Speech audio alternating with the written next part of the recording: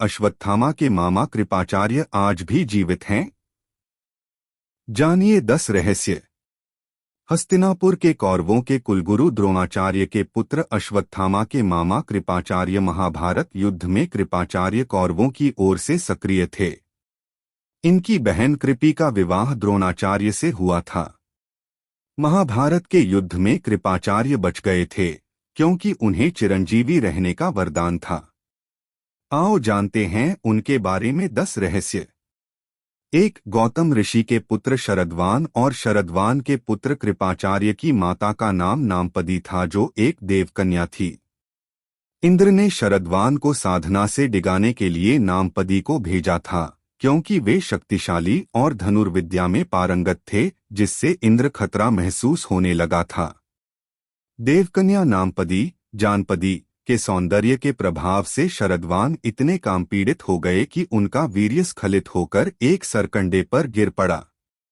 वह सरकंडा 2 भागों में विभक्त हो गया, जिसमें से एक भाग से कृप नामक बालक उत्पन्न हुआ और दूसरे भाग से कृपी नामक कन्या उत्पन्न हुई।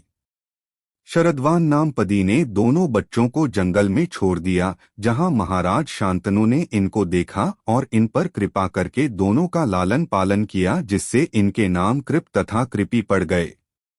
2. कृपाचार्य महाभारत युद्ध में कौरवों की ओर से लड़े थे। महाभारत युद्ध के कृपाचार्य गुरु द्रोणाचार्य और भीष्म पितामह की जोड़ी थी। युद्ध में द्रोणाचार्य, कृपाचार्य और अश्वत्थामा तीनों ही भयंकर योद्धा था। तीनों ही अपने युद्ध कौशल के बल पर पांडवों की सेना का संहार कर दिया था। 3. कृपाचार्य जिंदा बच गए 18 महायोद्धाओं में से एक थे। भीष्म और द्रोण के बाद उन्हें ही सेनापति बनाया गया था। 4. कृपाचार्य अश्वत्थामा के मामा थे। कृपाचार्य की बहन कृपी का विवाह गुरु द्रोण के साथ हुआ था। कृपी के पुत्र का नाम था अश्वत्थामा, अर्थात अश्वत्थामा के वे मामाश्री थे। 5. द्रोणाचार्य के छल से वध होने के बाद मामा और भांजे की जोड़ी ने युद्ध में कोहराम मचा रखा था। 6. कृपाचार्य भी धनुर्विद्या में अपने पिता के समान ही पारंगत थे। भीष्म ने इन्हीं कृपाचार्य को पांडवों और कौरवों की शिक्षा दीक्षा के लिए नियुक्त किया और वे कृपाचार्य के नाम से विख्यात हुए।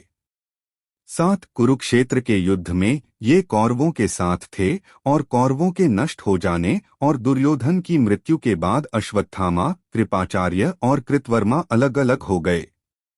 कृपाचार्य ने बाद में इन्होंने परीक्षित को अस्त्र विद्या सिखाई।